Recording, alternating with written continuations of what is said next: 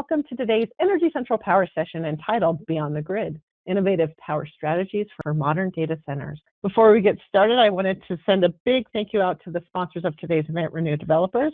They're making today's event possible, and we're thrilled to have them on speaking today. And now, to kick things off and hand things over, I'd like to introduce Mike Smith, our moderator. Mike, welcome to the event. You have the floor.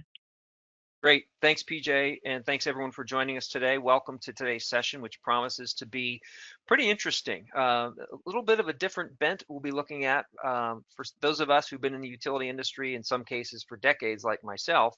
There's a lot of change on the landscape, and I think the folks we're talking with today and sharing some of their insights and experiences, we're going to get a glimpse at what this new landscape looks like. So very excited about diving into the discussion with them, and I'll be introducing both of our panelists in just a few minutes. But first, I wanted to just share a little bit of information about what's going on in this marketplace that we'll be talking about today. I think anyone who's been even peripherally involved in the utility industry over the last couple of years knows that we have this massive increase in load. And of course, a lot of that is driven not only by EVs or electrification efforts by the utilities, but by data centers and AI. You can't open a newspaper or watch anything where you're not hearing about this from one aspect or another. When you look at this compared to some of the other big drivers of demand, cooling, ventilation, et cetera, you can just see that the computing number is just going to literally just continue to explode. This creates a lot of interesting opportunities for the utility industry, and an industry that's typically not facing a lot of growth opportunities, but boy, are there challenges. And those are some of the things we're going to be getting into today. Next slide, please. When you look out across the landscape and you look at, okay, it's growing, great, what does that look like?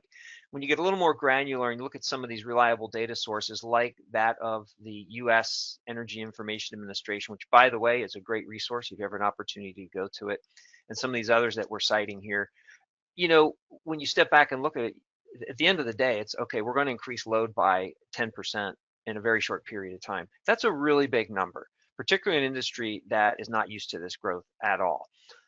So what are some of the innovative ways that utilities and maybe their partners and maybe some non-traditional relationships are going to solve this challenge? So that's the sort of thing we'll be getting into today.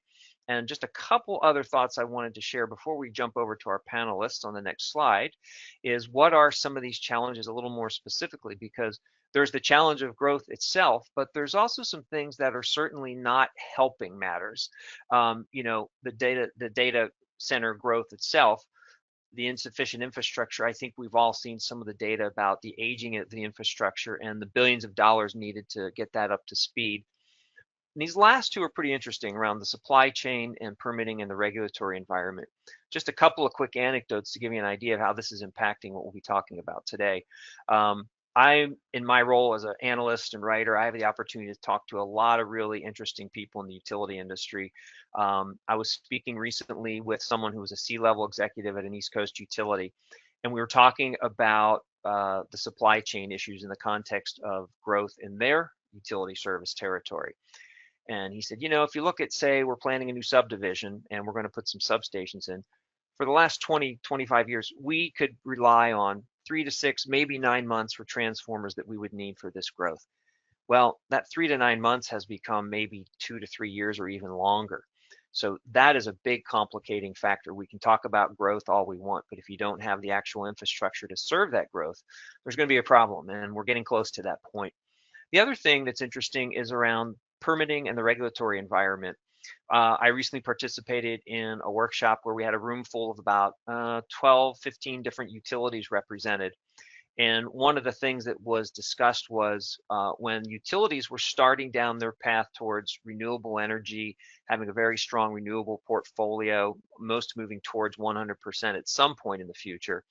When they started this journey, nominally 10 years at most in the past, that from conception to putting it in the ground and operating for solar farms and other forms of renewable energy, 3 to 4 years. So they knew that was the window and they were planning on that. Well, as they got about 5, 6, 7, 8 years into this, they're realizing that window is going from 3 to 4 years to maybe 6 to 9 years. And a big chunk of that is both permitting and the regulatory requirements. So again, when you look at just not the growth itself, but trying to do this in an environment where the timelines are lengthening, and we're trying to basically reinvent the way we have generated and delivered energy for the last century. So these are some real challenges, and these are the things that are kind of the background noise to what we'll be talking about today, because I think there's some real interesting opportunities for us as an industry, and those peripheral to the industry are going to see some really interesting stuff. So I would like to get started with the discussion. As we do so, I'm going to remind our audience, please put questions into the chat. We're going to be sharing a lot of information, a lot of insights with you all today. So we would love to hear from you, and as time permits, we will make sure we incorporate your questions into the chat. So I'm going to start by introducing our first panelist. That's Pete Sacco. Pete is the CEO and founder of PTS Data Center Solutions. He's a visionary entrepreneur, modern day mystic, and founder of multiple high impact ventures at the intersection of technology, energy, finance, and human potential. With over 2 decades of experience leading companies that design and operate data centers, microgrids, AI and high-performance computing infrastructure, and decentralized technology platforms, Pete is recognized as a pioneer in building transparent, trust-based systems for the digital age. His firms serve enterprise clients across critical infrastructure, cybersecurity, capital markets, intellectual property protection, and human capital investing, each aligned with his massively transformative purpose, which is to accelerate humanity's transition to a world of information transparency and conscious leadership. Pete holds a BS in electrical engineering from Farley Dickinson University. So Pete, welcome to today's session. And I'm going to kick this off by asking you a question that I think is going to help set the table for what we're going to be talking about for the rest of today's session. So as an industry, all of us in the utility industry, we're all, I say, staring down this big challenge that lies ahead of us. And I gave some data behind that just a moment ago. Somehow, we need to figure this out, how we're going to meet this demand, and we need to do it quickly. Small modular reactors are starting to not come online, but we're seeing people contracting for these. That might be a longer term solution because that doesn't happen overnight. So let's start by discussing what this challenge is and dive into some of the solutions you see emerging, particularly relative to how data centers and AI are driving so much of this demand, and how you all see some solutions that are emerging in that space. Great, thanks, Mike. I appreciate that flattering introduction. I want to actually take it even a step further. The problem is actually larger than we think. We've identified that data centers and AI are going to expand electrical consumption. We're not even considering what it's going to be like when robotics comes online. AI will enable robotics. Robots are like all mini Teslas.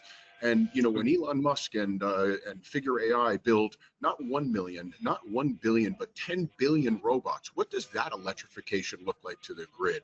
So I'm going to say that that problem on that graph is only telling part of the picture. Okay, I've scared everybody now. Now the answer is, what will the AI industry do? And the answer is that the AI industry is not going to wait. Let's remember what the AI industry is. This is the world's leading innovators in the world, and they are not going to let supply chain and lack of power be the thing that interrupts for us to become nationally the world's leader in AI. Right. And so the answer is they're going to do whatever is necessary to perhaps even decentralize the grid in order to be able to provide parasitic power, meaning power made for a particular building through either gasification, nuclear, microgridding, a combination of things. We're already seeing gasification through single cycle, multi-cycle gas turbines. What was really reserved for the utilities is actually being done for large data center campuses nationally. So I guess the short answer is they're not going to wait. They're going to innovate. They're going to evolve. They're going to press the limit. They don't care as much just about price. So they're going to do whatever it takes to get the power in the ground now, because they realize that time is money with respect to AI. And so it is going to push the government to figure out how to cut regulation, cut red tape, to allow technical innovation to take place, because this is the most fundamental transformational technology that man has ever wrought. I agree. And you said a lot there, and I'm going to ask you some follow-up questions. We're going to hold off on just a minute because I've got a couple that I may want to ask both of our panelists, which, by the way, we'll introduce our second panelist. John Matheson leads Renew Developers and is the managing member of J. Healy Development as well, specializing in developing new projects into sustainable properties using green building principles and methods. John's organization focuses on permitting and developing multifamily mixed-use residential, self-storage, and hotel properties with the goal of reducing negative environmental impacts while sustainably increasing property value. Specifically, with Renew Developers, John and his team focus on developing utility-scale Class 1 renewable power generation properties. John holds a BS in finance from Fairfield University. So, John, thank you for joining us. And I am going to kick this off with you with a question that I think, like Peter's question, is probably going to answer some questions, but may beg some others as well. So, among the challenges, and I think a lot of our utility folks have lived this, and we've talked a little bit today already about the permitting challenges. That's a big challenge for anyone involved in powers, land acquisition and permitting. So both can take months, if not years. So what are your perspectives on these challenges, and how can either you or your organization help utilities with this problem, or how are you approaching this where you're successfully navigating this very complex minefield? You know, I'm listening to Pete, and it just reminds me of just words I heard somewhere, right? The AI revolution is here, but the fuel to power it is not, right? So when we talk about how are we going to permit, exactly what are we permitting, right? If we're a large company that, as Pete just said, the bigger companies are going to press their agenda to be able to move themselves forward and innovate and entrepreneurialize and solve their problems. But then when we look at what's really happening as we transition into robotics and physical AI, et cetera, we still have over, according to a data center world survey, I think 45% of all data centers are still under 20 megawatts in size, right? And if we're going to start to locate those data centers in non-traditional type of markets for expanding growth, permitting becomes a real issue. And if we start to condense it down to a local level, you start to see there is some resistance out there to permitting the data center. Now, a lot of that can be just a not in my backyard mentality, especially when you get into portions of the country that are used to consolidated development, let's say like the Northeast, right? But when you say, well, what can we do to permit behind the meter power solutions or on-site power solutions or the smaller data centers, it really ends up being a quandary for us as developers, where the way to do it is more due diligence. We really have to pick the right sites. We have to be, at Renew, we'll sit here and we'll call ourselves responsible community developers, right? And we'll run around and say, well, we have a case of RCD today, right? Because if we're not responsible community developers, we could hit opposition, which affects speed to market. Now, if we're trying to permit a 100 megawatt or up data center in the perimeter of a suburb where a mile away is high-end residential, and we're proposing the backup power source is a on-site diesel generator that has to be run 15 to 20 minutes per week, right? That's not a success formula for being a responsible community developer. So we have to cite these things in logical places, and if you want to go through an exercise on that, I can give you a 5-minute quick exercise for the audience of maybe one way we might do it. It's up to you if you'd like to run through it. Sure, give it a whirl. Yeah, let's do the Reader's Digest version of that, because this is part of what we want to get into for sure. Sure. So if we have a quandary, we might look at 100 sites. We're lucky if we do one where we think it can meet our criteria to have a chance for a speed to market approval. You're always going to look today, when you're in markets that are accelerating at the speed that AI is, we're looking for the path of least resistance. So let's start with where are the logical states that want to do business and where we can go to actually be promoted. Right, we want to walk in as the developer and not have immediate headwind against what we're trying to do, but have a state that says, hey, we're happy you're here, right? So if we start with that, we might just say, all right, let's pick a speed to market play with a state to work in, And I'll make it easy. Let's just pick the center of the country, and let's say we had a customer that came to us as Renew and PTS and said, hey guys, we'd like a 20 megawatt data center, or a 10 megawatt data center. Let's go small, a 10 megawatt data center in Des Moines, Iowa, right? Sounds like a nice welcoming place. It's a market that's vibrant today, right? Mike, if you and I Google today the approval time for connecting in, right, with Mid-America Power, right? If we just, anybody in the audience wants to pick up their phone, and I haven't done it, I can only guess, right?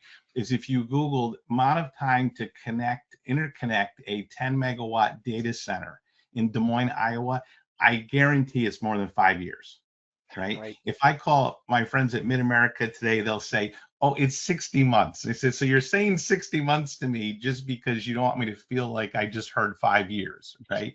So that's not the grid's fault, right? Nobody projected that this was coming. So if we say as a company, well, we don't want to wait for doing that, we need a behind the meter solution, right? So we're going to bring our own power, BYOP we call it, right? So if we can't wait for Mid-America to connect us, we're going to bring our own power. So how are we going to do that? And you'll say, well, natural gas, etc., as a solution. So we know if we look in that market with due diligence, we can get natural gas out there, which is really beneficial for it. So we can look at, do we want to move forward with something that would be suitable for 20 megawatts on site, fuel cell, linear generation, gas turbine, something that would do primary power until we can get interconnection, right?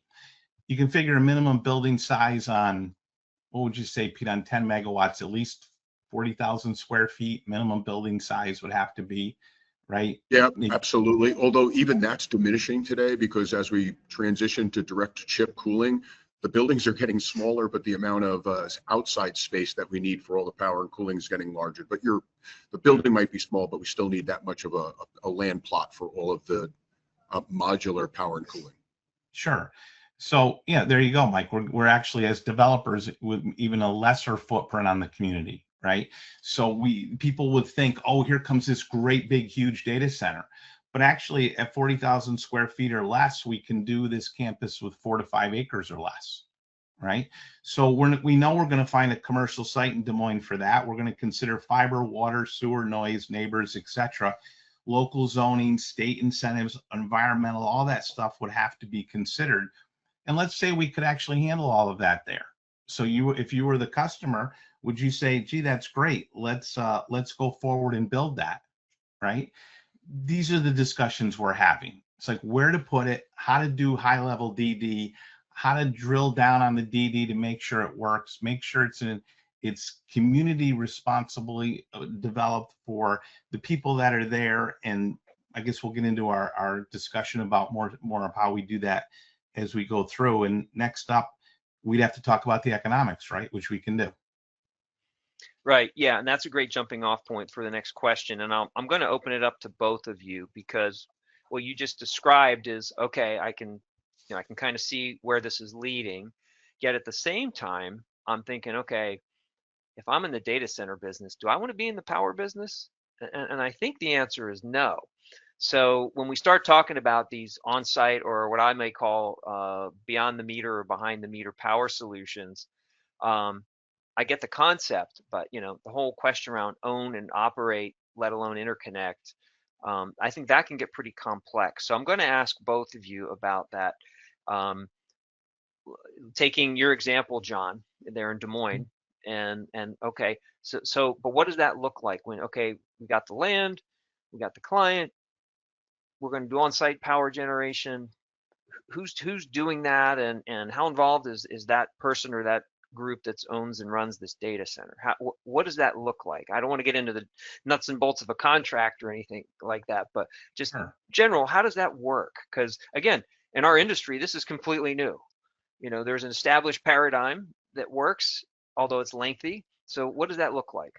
So I'm going to tee it up and then hand it off to Pete on how to build it, right? But what I will say is, Mike, you just brought up the exact conversation that I think everybody's about to have, if they haven't already, in this industry, right? Is, gee, I'm sort of opposed to behind the meter, I'm on-site power generation, because I'm so accustomed to be able to tie into the grid and get what I need and then have a backup generator on site. Right.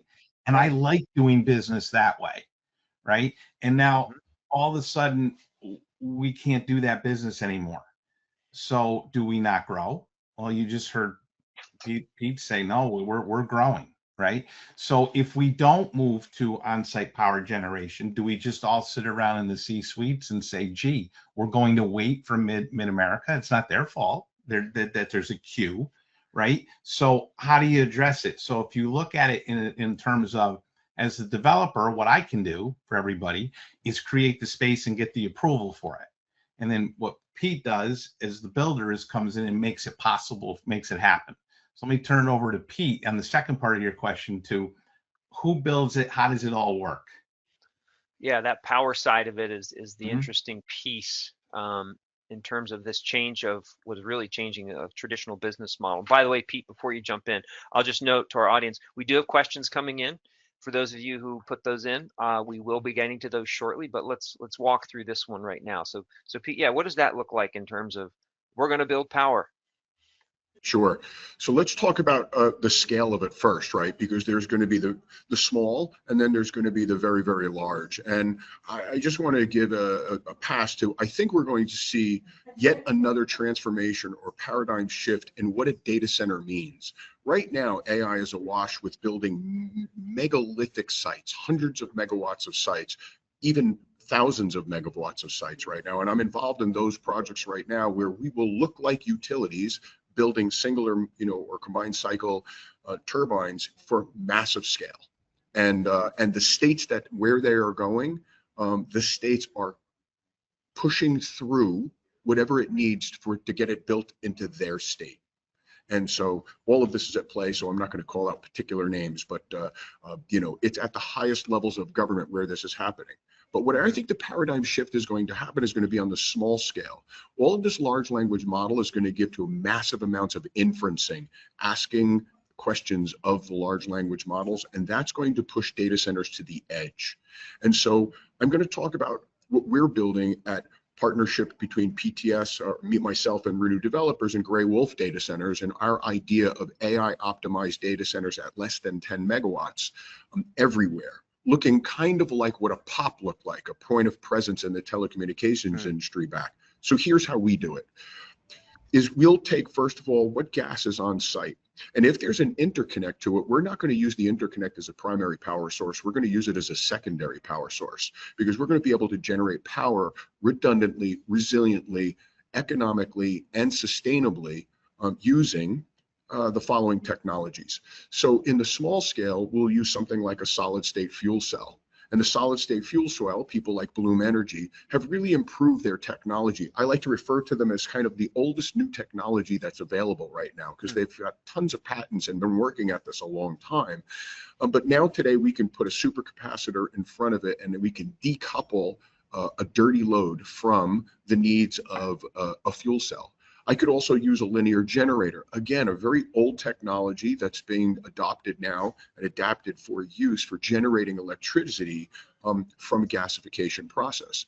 And of course, we're seeing already builders of traditional gas turbine equipment build it in smaller and smaller footprints, which are more available. You talked about things like transformers earlier. Yes, big, massive utility transformers are not, but you know what you can get? You can get smaller transformers. And so if you're going to build out a campus and you're going to limit the building size or the campus size by certain footprints, we can deploy those in smaller modular pieces and thereby divide up the resiliency of the space.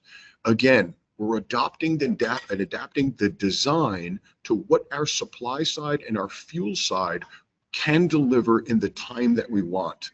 And then we'll make it as economically feasible as possible. But make no bones about it. It is going to be natural gas or hydrocarbon derivatives that are going to be the next bastion of the massive build while we build out a nuclear industry, which, by the way, is the inevitability of where we're going to go. In fact, I would actually argue that the SMR movement was in direct response to the fact that the technology for a nuclear reactor was 50 years old at best. And so the desire for an SMR is the envelope is being pushed right now. And I can tell you that that time frame for viable commercial nuclear reactors sitting in the United States that are SMR based is less than 8 years away for full commercial viability. The technology is being pushed at a feverish pace and in parallel with the NRC's acceptance of that technology. And so we're going to see an amalgam. What I'm going to say is the AI industry is going to become opportunistic. They're going to choose what is the most viable energy source in the region with which I have, and that's what I'm going to build out behind the meter. It's going to be guys like me that are not only going to have, we're going to have to overcome the inefficiency and the lack of sustainability for certain of the technologies. So we're innovating and putting things together, waste to energy. How can I take carbon-based garbage and create syngas? How can I harness the heat coming off of whatever the gasification technology and use it in technologies such as vertical farming or some sort of a heat capture for cooling for a data center or other things. And so we're going to wrap all these technologies around the gasification and do it, but as a point, as a parasitic part of the build out of a property or a building. Okay. Boy, there's a lot there. I'm going to want to come back to that so that we all understand the model and ultimately how the heck is utility going to be part of this? But I think there's some answers that are emerging. But first, I do want to ask you all a few questions from our audience because there's a few good ones that have been coming in here. So number one, and again, I'm opening this up to the panel, however you all want to handle this. So data centers are major water users, of course. Are there other coolants that you believe will be viable in the near future? So that's part one of that question. So let's talk about that. Obviously, the cooling requirements are massive, and Pete, you alluded to that in part of your answer. Are there other coolants or other technologies that are maybe going to help with this challenge? Sure, I'll jump on that one first. So the answer is it's opportunistic again. If I'm in an area where I have tons of water, it is the least expensive way to do it. If I'm in an area where I can tie back to the electrical grid, it's the least expensive way to do it. But data centers and AI and innovation is not going to wait for us to find that. So yes, there's a massive amount of effort going into all of the supporting technologies that are going to feed this industry, not the least of which will be batteries, gasification plants, direct-to-chip cooling, which is the predominant way that we cool GPUs. And by the way, I don't even think GPUs are the end game of this game. We haven't even talked about what that's going to look like from the AI infrastructure standpoint, right? And so there's going to be chipsets that come out in the very near future that use tremendously less power. To which everybody then asks me, well, does that mean that's going to spare the grid? No, our propensity for the need of compute is going to make that we will take 10,000 times more compute and make whatever power is available to do that. Because again, Mike, if I was to quantify AI as a clock, and I can't stress this enough, if AI was a 24-hour clock, we're at 2 a.m. We're just getting started. We've got 22 hours left to go. And by noon, we're not even going to recognize the world. And we are marching exponentially fast towards it. So yes, there's plenty technologies that are being evolved right now that are reducing water utilization, reducing energy utilization, capturing heat to make the most sustainable, most efficient approach to doing it. And unfortunately for the utility industry, it's going to be done quickly without them. But if they do build, they will be the cheapest, least expensive way to leverage it. So they'll take whatever could possibly be built wherever they build it first. But they recognize that it's a difficult task for them. Yeah, it is interesting where, the tech industry, the hallmark there is innovation, speed and innovation, right? Utility industry, it's about reliability.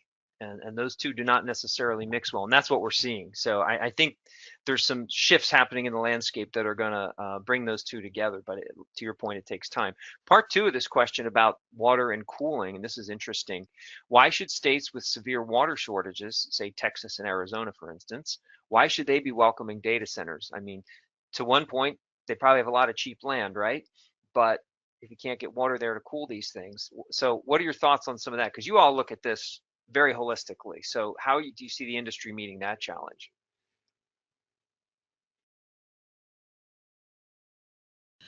Again, Texas came because of physical location proximity. This was about minimizing the connectivity between wherever you had to push it. I'm going to say that evolution is, we're just starting to see the re-evolution of that idea of centralized. Let's remember that right now, our AI, our public cloud is highly, I like to say it's being built predominantly in the NFL pro football cities, right? New York, Dallas, Chicago, Los Angeles, and there's what running out of power. The regional data center model is being built out in, like I like to refer to it as the NCAA cities of the world, right? And so wherever there's people, processor, technology, the next bastion of this is going to be down to the high school football cities of the world, just like the point of presence was in telecommunications, with the difference though, instead of 100 kilowatt pop, it's now going to be a 10 megawatt data center that's within 1 millisecond of major metropolises, which if you do the math, is going to be about 10 to 20,000 data centers that are going to be laid out in the landscape in order to give that last mile connectivity to high performance networks. Which, why? And the answer is back to that resiliency thing. Remember, the reason why we were building giant swaths in places like Texas is we were relying on the data center to be the most resilient piece. You were talking about innovation versus resiliency. We in the AI industry have given up resiliency of the facility by rebuilding resiliency in our network, so that the network is where we're actually creating all of our resiliency, so that any one geographic area or building does not have to be all. I think the end game of this, Mike, is that we're going to see is a reemergence of decentralization. And decentralization is going to be the key. If you think about it, the history of the data center was it was the mainframe, highly centralized, hardware centric, gave way to software, decentralization, gave way back to centralization in the public cloud, where we were the product. And that's going, but I would argue lacks data sovereignty. I think we're going to see decentralization of the internet, decentralization of the public cloud, decentralization of the energy industry in order to serve the massive amounts of power and distribution of information that is going to be needed in the AI age. Okay, a lot there again. I have some follow-up questions from that, but so John, you're more on the real estate side of this, the land side. So Yes. what are your thoughts when someone comes to you and says, we want to do this, but water's an issue?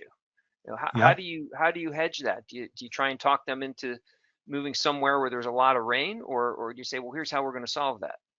Well, like Pete said, if you're in a world where and there are certain parts of the country where if you have a conversation with public officials, you'll get words like, yes, water is a commodity, you can pay us for it, right?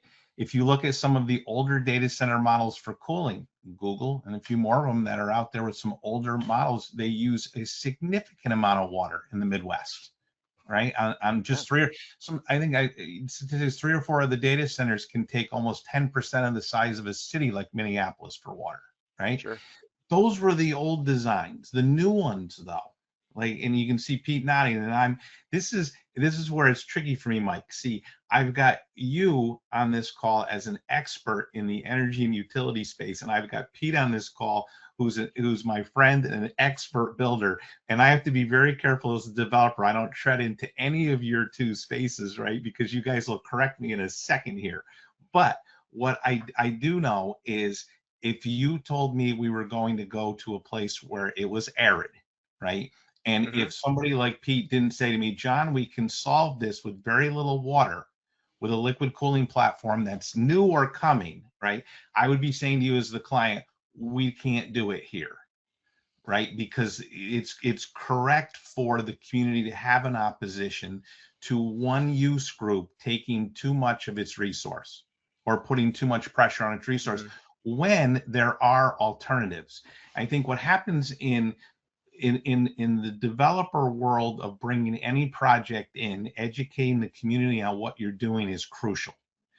And the data center business has never really had to do that because it hasn't had the proliferation of growth that it's having now. And if people have in their head on the local community level, oh, this data center is going to put a drain on resources, and the noise is a problem, the water use is a problem, the environmental impacts are a problem, it's going to raise our local electricity prices, right? I would argue then the data center developer is not doing his job properly, because that's not what's happening today, especially in the data centers that are 20 megawatts and less in size. I can't really speak much to what's happening in the large companies. They tend to have a footprint that sometimes when they land, it's like a belly flop in the pool, right? I mean, it is a big impact, and it has to be assessed at the local level as to if people want that. But from what we're talking about doing on decentralization and the smaller ones, our role is, to give a sports reference, the data center is really going to end up being like a really good referee in a game, essential to have, but not really somebody you want to see, right? And so we want to have very little impact on a local community. And if anything, we want to be involved on a responsible community development level where we're giving back to the community and we're adding value to it by being there.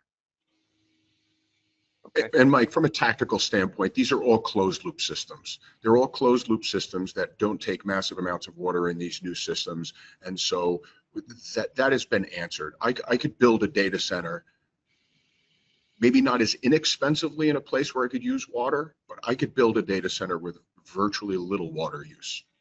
Okay. It's going to cost a little bit more, but I could build it. And by the way, an AI data centers are almost all closed loop systems. Okay. Okay.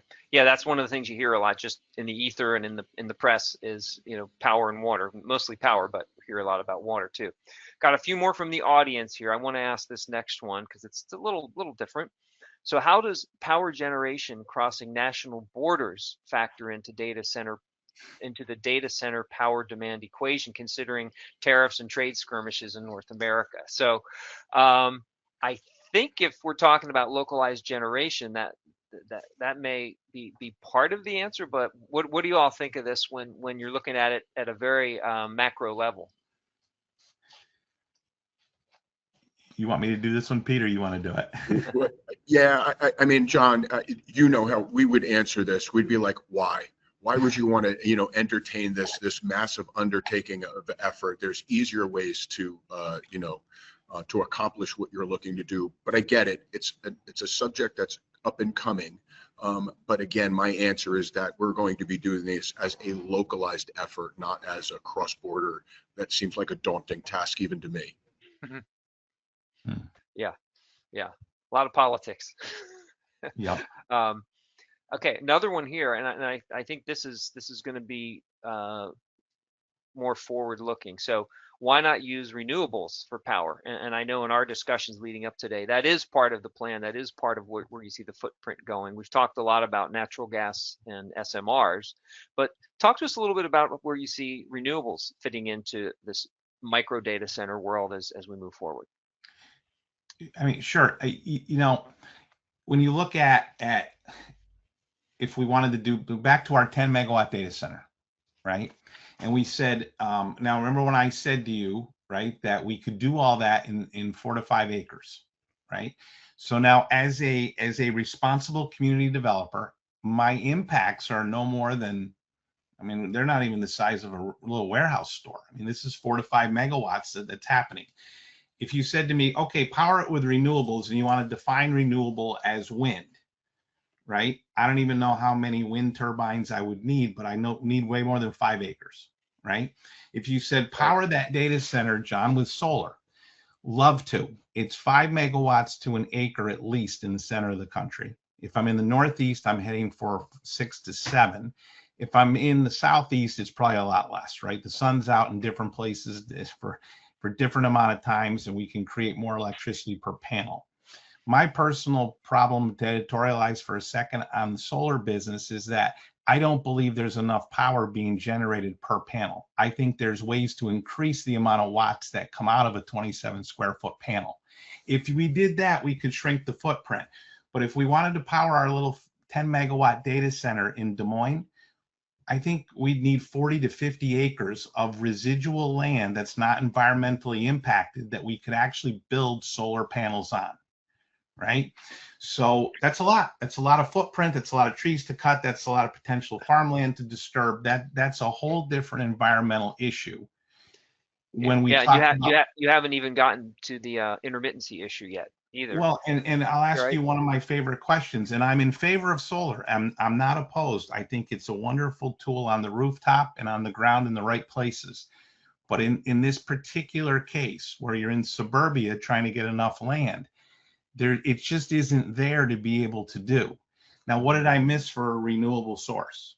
Right? Did I miss anything that would be easier to do? We're certainly not going to set up next to a Well, hydro dam in Des Moines, right? So, well, it's right? funny you ask that because we have a question from the audience. It's almost like you knew it was coming. Um, how do you see geothermal mixing into the future of data centers? Is that something that's on your all radar? Sure is. Pete, go ahead. Fantastic. Yeah, a few things. Just to touch on the renewables, we're going to see AI is going to, I know I sound like a broken record lauding the value of AI in this world, but I don't think it can be emphasized enough. It is going to change the renewables, both in the materials that we actually make panels, solar panels out, as well as the real problem, storage technology.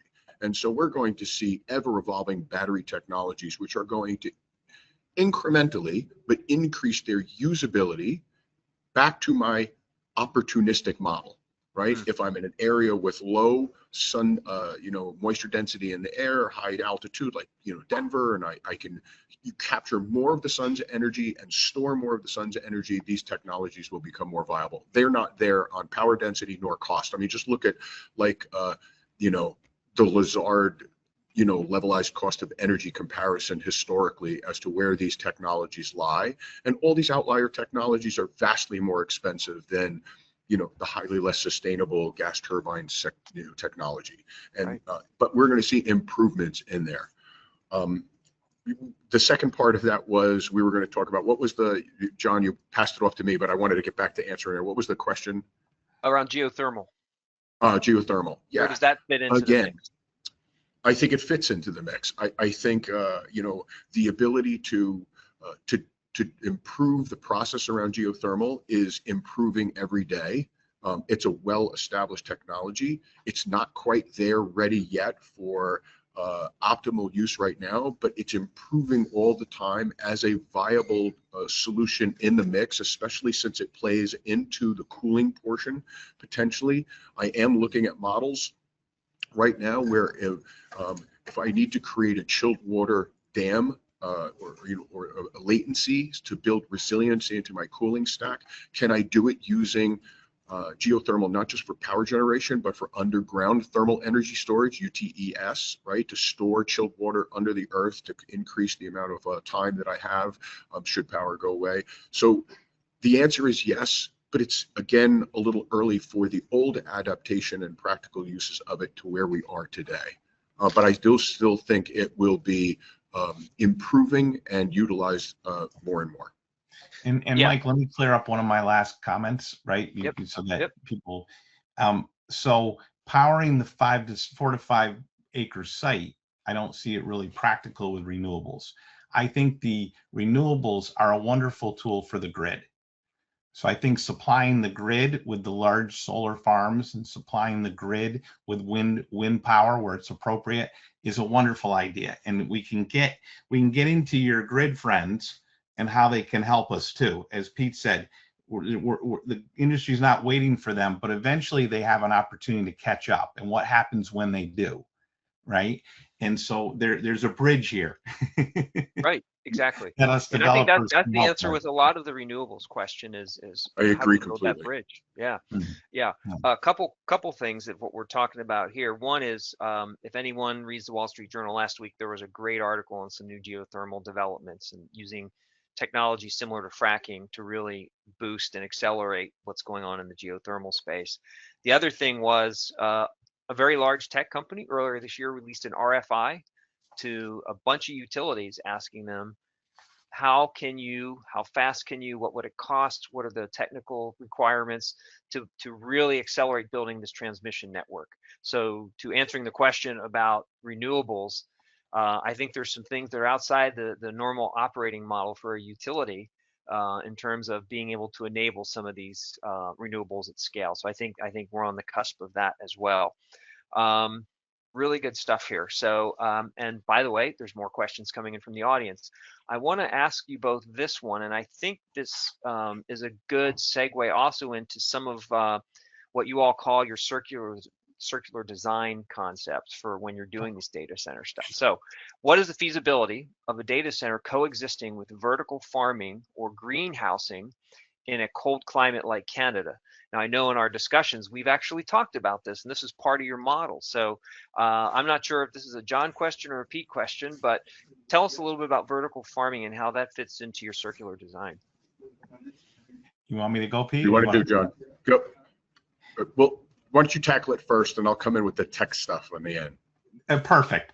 There's a perfect way for this to be handled, Mike. So from a development standpoint, right? Be it if we're in Canada or in the United States, what's wonderful, right, is in any of the local or municipal zoning books, right, inside of the same zone that fits in the warehouse, which is the data center, right, is also the ability to fit in the greenhouse, right? You're not going to put greenhouses in retail zones where the shopping mall is, right? But you can do them with warehouses. And as Pete said earlier, in the broadcast here, as the size of the buildings shrink, but the power usage stays the same, we as developers have residual land, right? So on the same site, we're always as developers looking to maximize our land. Well, what can we do with it, right? So if we want to be responsible community developers, right, and I want to address one of the questions before in a different way. If we're going to use natural gas as a fuel source, right, the technology exists today on the smaller scale. It's harder when we get into 100 megawatt systems, right? When we get into those 5, 10 megawatt systems, the technology exists on the ground, not taking up a heck of a lot of land to carbon capture that emission. Fantastic. This was not a conversation, Mike, we could have with you as a developer even 3 years ago, right? Now we can actually CapEx that solution and even make it profitable for us as the developer to do. Crazy, right? So why wouldn't you? So you're in a community, if we're going to utilize natural gas as the interim fuel source till your grid friends catch up to supply us on an interconnection, right? If we're going to do that and we carbon capture, while we're doing that, what else can we do on our site, right? And one of the things that we can do is we can hydroponic farm or a greenhouse farm indoors, which means, as Pete will tell you in the technical part, we're going to capture the waste heat off of the power generation system. We're probably going to figure out how to trickle out some power. And by the time we're done, we're going to solve the age-old problem of American farming, which has always been the operating costs. And we're going to be able to farm indoors for hardly any overhead to our companies, which is going to allow us, when we look at that model, to be able to say, whether we're indoor in Canada, we're in that greenhouse, we can keep it 67 degrees in the roots if we want all year round, right? Or we're in Florida, it doesn't matter. Wherever we are that we can actually grow food, we can now donate that food locally to food banks and nonprofits in the name of the data center, in the name of the city, in the name of whoever's working with us on the site. Now we're into that responsible community development impact that data centers are uniquely positioned to do, right? Because it's the one business where the power side is accelerating the growth, which allows for us to be able to have the ability to use all the byproducts of power gen, waste heat, residual power on down cycles, et cetera, to be able to do all these great things on site that we couldn't do 10 years ago. Now, Pete will tell you technically how we do it. So short, yes. And so the answer is to the listener's question, can it be done? And the answer is yes. I laugh when we act like we're innovating something new. Anybody's just got to go to Europe. Europe has been building data centers and capturing heat and doing all of these things for decades now. They've actually made it part of their governance to be able to do it. So to provide district heating off of a data center you can't even build a data center without having a concept of how you're going to, utilize all aspects of it. We're just starting to encroach. In the United States, the data center industry has been rife with how do I build it least expensively, and sustainability was an afterthought. We're getting better, and so I think that we're going to see it. So the answer is yes. Vertical farming plays exactly the heat that comes off. It plays perfectly into the vertical farm, scenario. So I think you're going to see it more and more. I think it plays into a bigger piece, Mike, which goes back to my concept of decentralization. I know I'm a broken record, but remember the same problem that exists in data centers, energy, and food supply is the highly centralized nature of it. We make food in one particular area and we make it as much as possible. We make power the same way. And then we have a transmission and distribution problem. We have an AI problem or a cloud problem in that the data is highly centralized. Therefore, it's not data sovereign because it's on each person's unique network. Decentralization solves all of this. Anybody who's eaten in Europe knows that when you eat in a restaurant in Italy, whatever you're eating was actually grown within 2 kilometers of where you're sitting. Imagine a world where 20... Sorry, I'm sitting in the airport in San Francisco. Apologies. And I lost my train of thought. So imagine a world where we decentralized data centers to 20,000 data centers, where 20,000 data centers were actually tied back to vertical farms. We've actually now decentralized the food supply and made a local farm to table in any community, anywhere, anywhere throughout the United States, maybe the world. It's inevitable that we become a decentralized society and we decentralize all 3 of these aspects at the same time. And here's the beauty. It isn't going to take forever anymore because we've invented the most prolific technology that will increase human intelligence faster. And we will have the answers as to how to do this at scale in a decentralized sooner rather than later. Okay. I didn't actually try to answer technically there, but I gave you a vision of it at least there. Okay. Well, I live in the Sacramento area, and we consider ourselves the farm to fork capital of the country. So maybe we're going to lose that title. Let's see. A couple of questions have come in asking about hydrogen. They were asked a couple of different ways, but let me ask, just try and keep it a little simple here. How do you see hydrogen playing a role as on-site power or backup power? Where does hydrogen fit into what we're talking about today? I'll take that one. Hydrogen is the core of what we're doing. When we're using a fuel cell or a linear generator or any of these technologies, we're not actually using the hydrocarbon, we're actually using the hydrogen, right? Everything else is a byproduct that we have to filter out, clean out, capture, do something with in order to make it sustainable. Let's remember in the United States, we actually distribute more hydrogen than any other country in the world. It's mostly around the Gulf states, and we use it in process engineering. Today, if we stopped and we made a national global effort to be a hydrogen-based society, yeah, we'd actually solve a lot of the problems that we'd be able to do. It'd be easier to do that. We have the potential to do that. There is an uplift to be able to convert natural gas hardware into hydrogen pumping. But let's remember what hydrogen is, right? It's a fairly difficult to store, fairly difficult to transport, dangerous, that it burns clear. I mean, there's a lot of things that play into that stack. And, all of our governance and regulation is around keeping us resilient, but also keep us safe. And so it's another thing as to why the slow NRC movement or the SMR movement takes time. So we have to prove out the technologies that are there.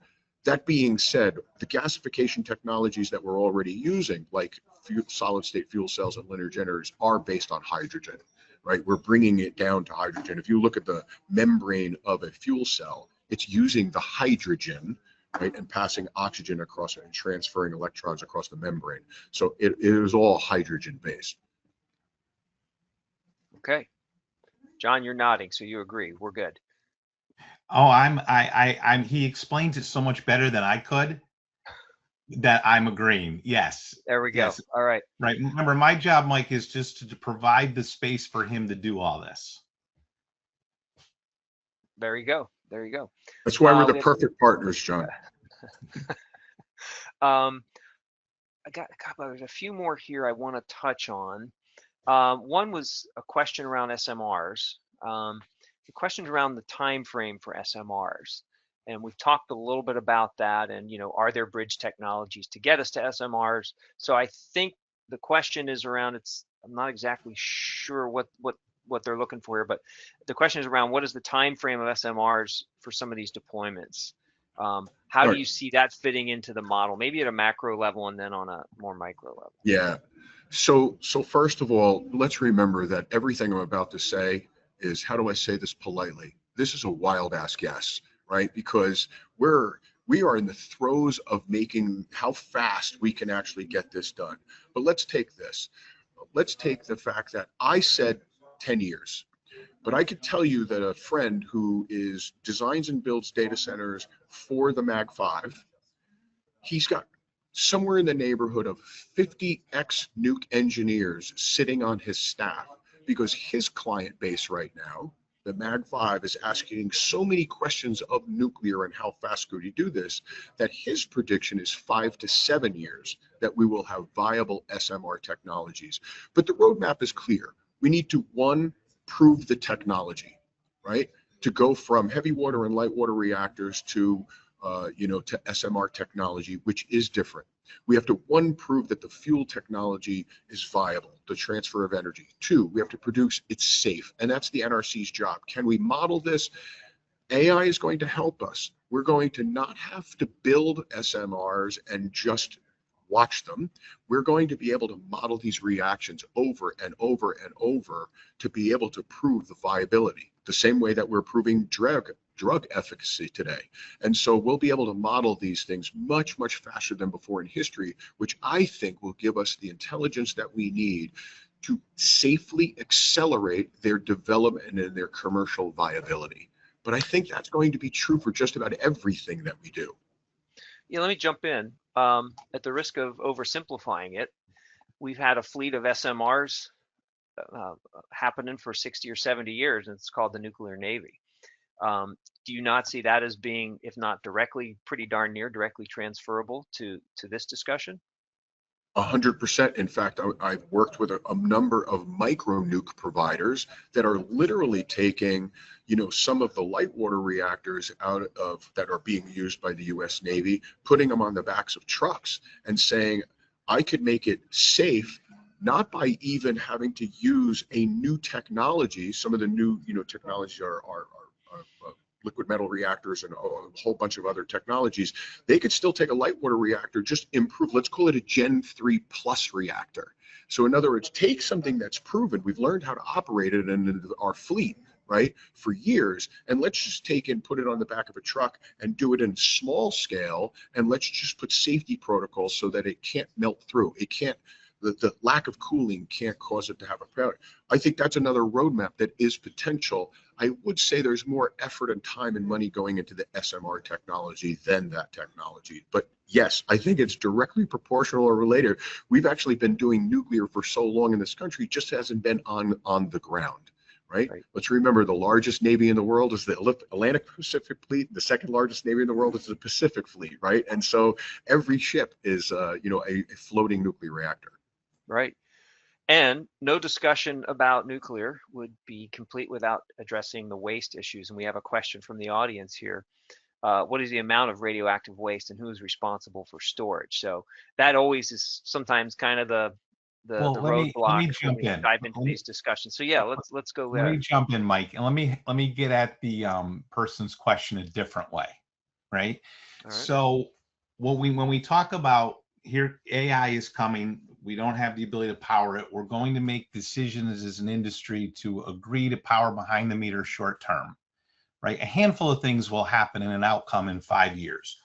One of them is we're going to allow for land as the developer. We're going to have residual phased land with a box in it that says future phase, and that's designed to fit in the SMR. Right? Because we have to provide for what's the next type of power that's going to take over for the system that we just installed. Even though we have a 20-year or more life on the system that we have, we're going to project in 5 to 6 years, we're going to be rehabbing that system into a different form of power, right? If we are going to do an SMR, we have one set of issues. If your grid friends catch up, now we have the ability to interconnect. How does that look, right?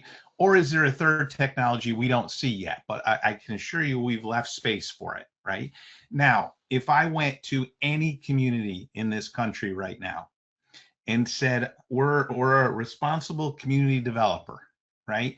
And we've got this SMR that we're going to plop down, and granted, it's only 2,000 feet from the local high-end subdivision down the road, right?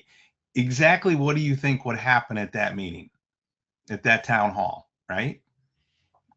There'd be some noise There'd for be sure. questions like what that person just asked that I don't have an answer to, right? I mean, these are issues that have to, like Pete's putting it a different way than I am. We have to solve these to where people are okay with it, right? I mean, if you're in the middle of the desert with a nuclear reactor powering the data center, that's one discussion. If you're floating a ship in the ocean with a reactor on it, that's one discussion. If you're putting this within 1,000 feet of a playground, excuse me, where kids are, that's a whole nother community discussion that we need to make sure as an industry we have completely controlled and know exactly what the outcome is before we sit there in zoning meetings and town halls making statements as developers about, oh, this is how it's getting handled, right? Because it's certainly not being handled by us. We're not licensed to handle radioactive waste. Who is? Right? So these have to get handled. This is part of that process of having it approved for us. So that's where I get back to you and say, well, the likeliest outcome in the short term then is the grid catches up. And suddenly that 60 months in my mid-America friend world, right? The phone call comes in, hey, we've got your interconnection, right? And what does that mean, right? We've been creating power on site for 5 years. Now we can interconnect. Do we? Great discussion, right? Right. Yeah. And actually, go ahead, Pete. I was going to say, on the backside, I agree with John. There's other problems. Locally using them, it's going to be very difficult, right, on the small scale. On the positive side, I'm not a nuclear expert, by the way. I'm a little out of my swim lane, but from what I have learned in the last few years, one of the advantages is they use a spent nuclear fuel as their fuel source. So on the good side, it's not like we're enriching uranium. They can use a very low enriched uranium. I've heard as low as 5% enriched. And so in essence, we're going to use spent nuclear fuel as the fuel source for these. And that seems to me a good thing, that it can actually use that. So I think that's a positive. But also, let's not forget, nuclear technology, it's expensive to build these things. And so we haven't asked the cost of a kilowatt either. And so I think that's kind of like John was talking about, the alternative energy becomes a source that the utilities could add to their grid capacity. It's also where I think we're going to see nuclear add to their capacity of the grids, is going to be at a larger scale, at the centralized scale of grid control. It's interesting. Vaclav Smil wrote a really good book, and he was very critical of the nuclear industry. The book was Innovation and Invention, and he talked about that most all technologies that govern the world, production of concrete, the production of steel, and the production of ammonia for fertilizers, are all fossil fuel industries. So that even if you built nuclear, you're still, all of the major worlds in building the core products that we need to build the world are still based on fossil fuels. And so he goes, the promise of nuclear, and even rarer, the promise of fusion, is so far in the future. Fission hasn't delivered yet, and fusion seems like it'll never, ever, possibly do it. I do think, again, I'm going to tip a nod to the robots. AI is going to get us closer to these answers than ever before. Okay, I'll buy that. I want to switch gears a little bit here. I'm keeping an eye on the audience questions, so if you still have some, please feel free to jump in. I want to flip the switch a little bit and take us back to the utility, and I have a couple of questions around that. One is, the utility industry has kind of an established business model, if you will, particularly the big ones, the investor-owned utilities, as you know. We've talked about how their focus is on reliability and safety as opposed to pure innovation, although utilities are starting to do some pretty innovative things. One question I think that we all have, and I'll ask some of your thoughts on this, is how should the utility industry go forward with a business model that's going to enable them to accelerate innovation, be able to serve these new customers? Like, like most businesses, it's like, oh my gosh, we have this whole new customer base. We're going to kill ourselves to make sure we can serve this new customer base. It's going to massively grow our business. Utilities is kind of a different paradigm, right? Just in terms of their business model, the role of their regulators. What would you like to see, again, from a macro level, in terms of a change in how utilities are operating, that core business model of, build it into the rate base, that's that whole approach. How do you think that could change to enable more speed, more innovation, and ultimately serving these large loads, strictly from a utilities perspective? He wants me to go. He knows. This is a fun one for me. So to me, it's supply and demand. If you have more supply, you're going to meet the demand. The price can go down, right? That's going to be across all markets. The problem we have today is we just don't have enough supply, right? Different parts of the. I don't think, you can correct me if I'm wrong, Mike. We haven't built a new nuclear reactor in this country in how long, right? There's been one. Vogel in Georgia. One. There's been right. One. Yep. I mean, that's not a commitment to adding more nuclear supply, right? There's always a movement afoot to let's get less dependent on fossil fuels. So it's always a problem to open another one of those plants, right? Mm-hmm. So how do we get more supply? And I'm not enough of a utility expert to solve their business model problem, but what I can do is talk about what we're doing as developers of data centers, right? So once we commit to being a behind the meter power generation, we have to get an approval from regulators that are in the particular state for power generation, because we really are a little utility on that site. We get that approval, right? And as I understand the utility argument, if I'm a data center, and this has historically happened, and so the utility has an argument here, right? I'm a data center and I say, well, I need 100 megawatts. Right. And so now the utility starts to invest in infrastructure to support me. And then we only end up taking 30. Right. So now the utility has a stranded asset sitting there of 70 megawatts that it maybe today can deploy. But historically, there's problems of, if I can't deploy that power that I just invested in, I have to pass it on to the ratepayer. I have to recapture. And the utility boards are normally happy to give that public utility the money from the ratepayer to be able to pay the debt off on the stranded asset. Mm-hmm. Well, if we're actually operating that asset, that utility they desire that data center to be their customer, right? If I'm in the utility room chair, no, I want that data center customer, right? If I'm in the interconnection queue and you tell me from Mid-America in 5 years you're going to give me power, it's because you want me as a customer, right? So if I've been generating my own power for the last 5 years, I don't have a stranded asset. I have a productive power generator here. We should be able, as an industry, to come together, utility and data center developers, right? And say to ourselves, okay, the day that you can interconnect me, how much are you charging me for power? There's a number. Now, I've been generating power for a number that's very attractive for a long time.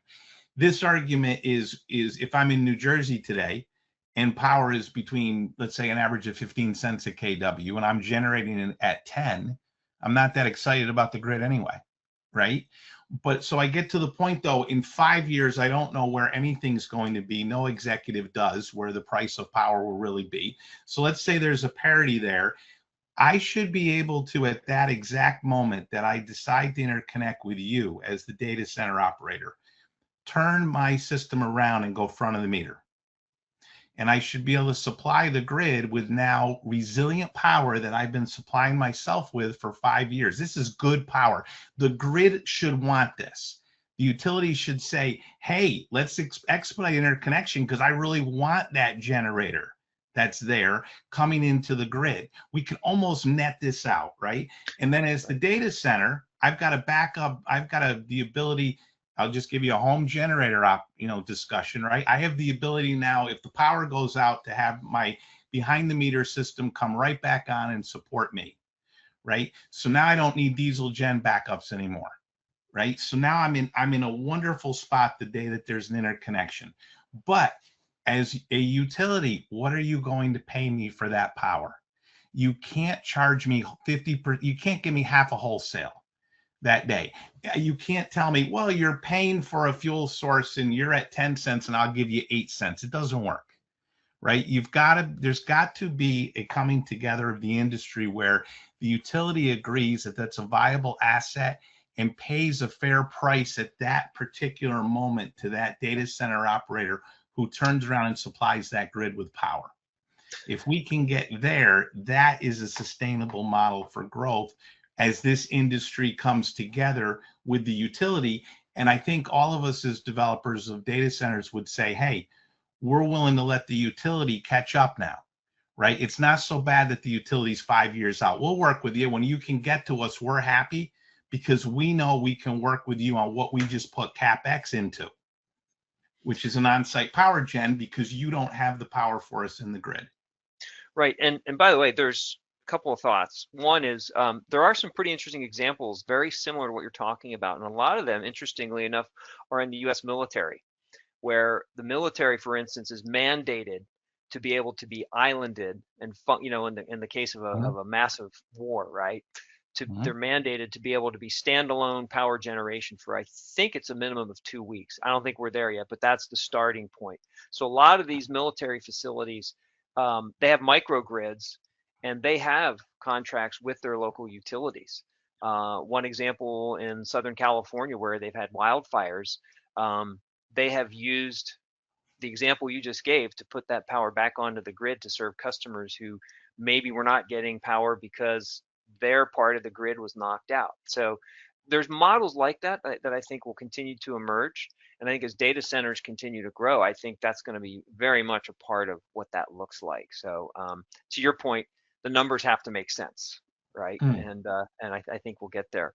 Also, I told you about Vogel is the first new one, but there's two others that are in the process of coming online. One is Palisades in Michigan, a nuke that was decommissioned and has been recommissioned and is now up and running. And there's another one, someone in our audience probably knows. I want to say it's in Iowa, but that is happening. So, and out here in California, Diablo Canyon was going to be shut down and they extended that for 5 years. So I think we're recognizing the role of nuclear.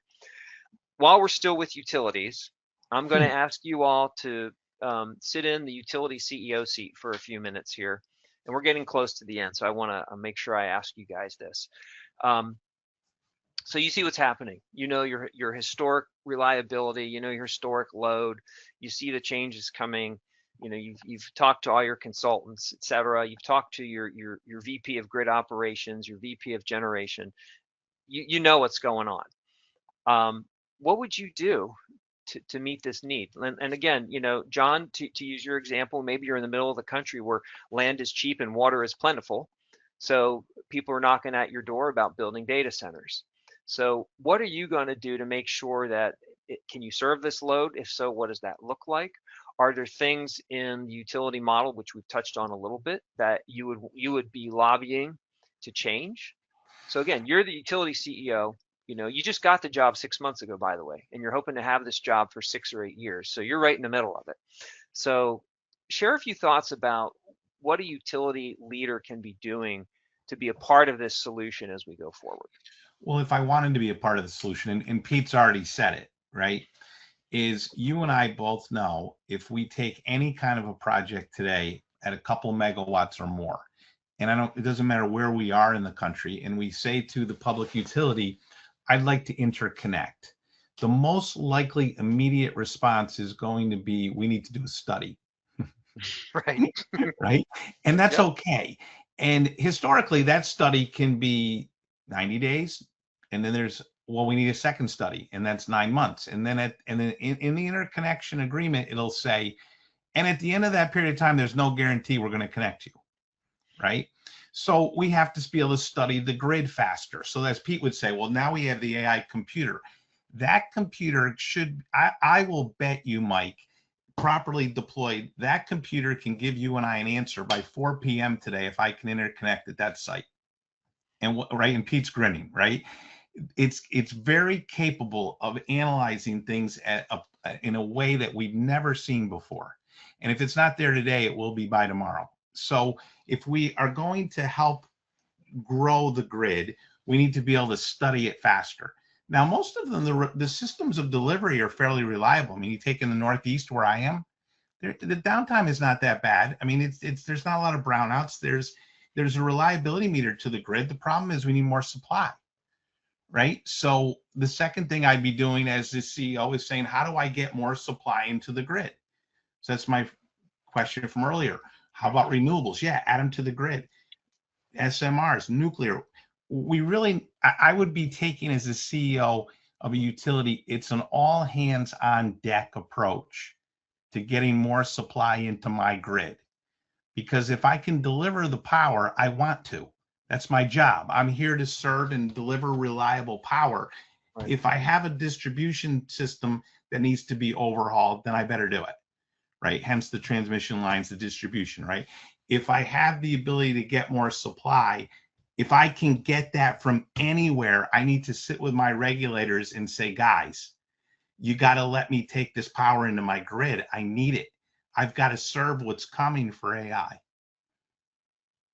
Right, and I think that opens up a whole can of worms, because those same regulators that you're going to be having that discussion with have told you you have to have X% renewables by this year, another percent by this year, and so on and so forth. And that's driving a lot of concern in the industry. For folks who follow it, PJM, one of the big grid operators, they're not holding back. They're talking about, I don't think they've used the term Armageddon, but they've used some pretty dramatic terms of what this may look like in 3 to 5 years. Yeah. And that comes back to something we talked about earlier, is data centers, AI, driving massive demand and load growth, while at the same time trying to reinvent how we generate and deliver energy.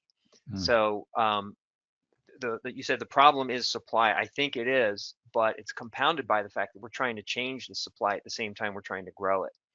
And I think therein lies the rub.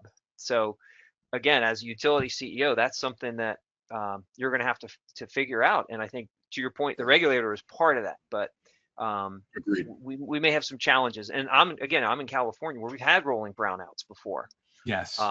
So we know what that's like. And in fact, our 5-month-old daughter was on an operating table during one of those brownouts. So it's a very personal topic for me. So Pete, you're the utility CEO. How are you going to come to terms with this?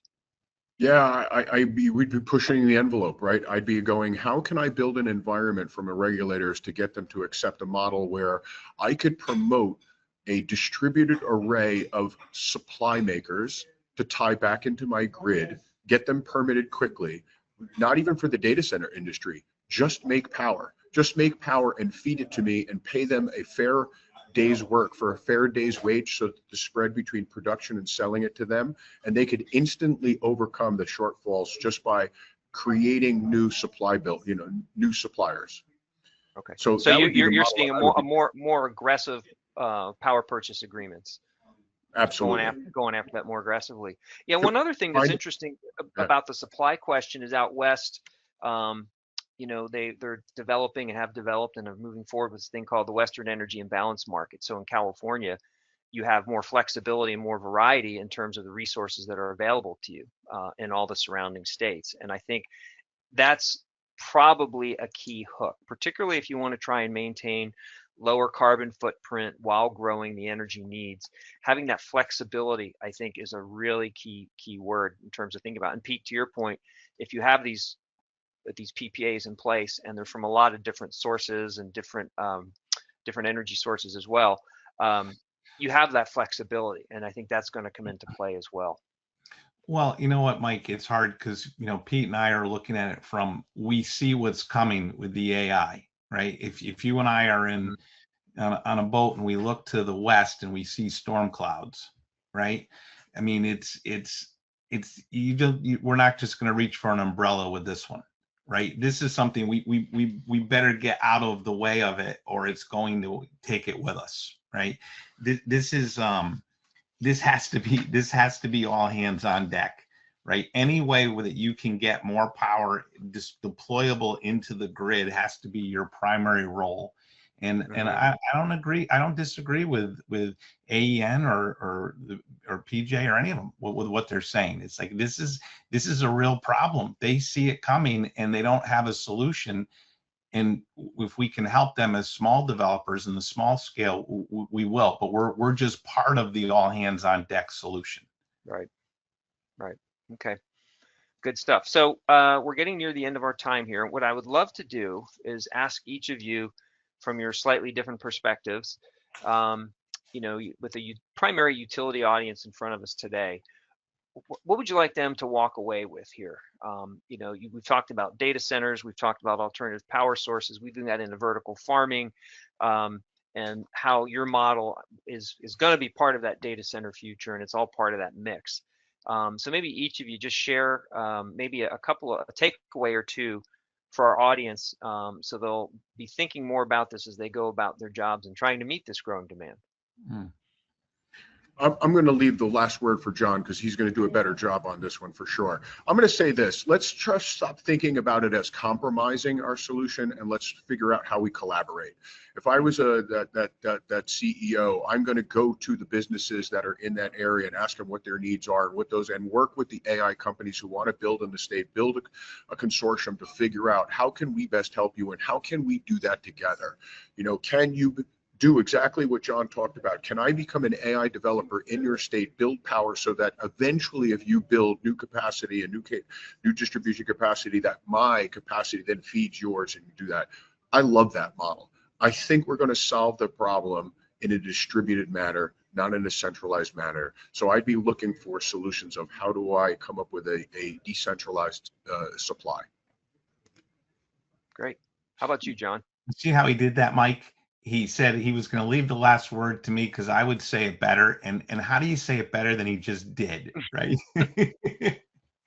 It's well, there's different pieces to what we've talked about today. So yeah, I think that's a big chunk of it. He's absolutely spot on. And again, back to where we started, where 45% of all data centers being visioned in the future and being built now are going to be less than 20 megawatts. This is all handleable by the grid if we plan together. As developers, we want to take a position where we like the grid. We're here to collaborate. We wish we could simply tie in and do backup gens, but we know we can't. We can't be unfair to the grid and say, hey, you guys should have all seen this coming, right? Because none of us really all saw it coming more than 3 to 5 years ago either, right? So it's a thing that we all have to learn how to work together and collaborate and deal with. And if we can help take the burden off the grid as data center developers for that lower 20 and under megawatt data center for sure, and we can create our own power on site, we want the grid to help us. Help us do that. Help us create an on-site system that you'll be happy to take from us later. And then you can, as a grid, say, okay, I know the minute I interconnect them, I'm getting this amount of power into my grid in that location. That's an easy way to start to predict percentages of growth in the grid in local markets. Right. And, at the end of the day, the utility is a foundation, maybe not the foundation, but a foundation for these local communities, and being able to serve these customers from residential to the largest commercial and industrial customers, including now data centers. That's clearly part of their mission. And I think as an industry, we're figuring that out. But again, it's a long lead time. So I'm going to take a minute. Thank everyone for joining us today. For those of you who asked questions, I think we got to most of them. We really appreciate you jumping in and being part of the mix here today. I want to thank our panelists, John and Pete. Of course, thank Renew Developers for sponsoring today's session. And I'm going to hand it back over to PJ Davis, who's going to close us out. Thanks, Mike, and thanks, panel. This was fantastic. For everyone tuning in today, please keep an eye out for a follow-up email with a link to the replay. And before you go, please take a moment to fill out our quick survey. Your feedback makes each and every power session even better. On behalf of everyone here at Energy Central, thanks for spending a part of your day with us. We look forward to see you on an upcoming event. Thanks and have a great day.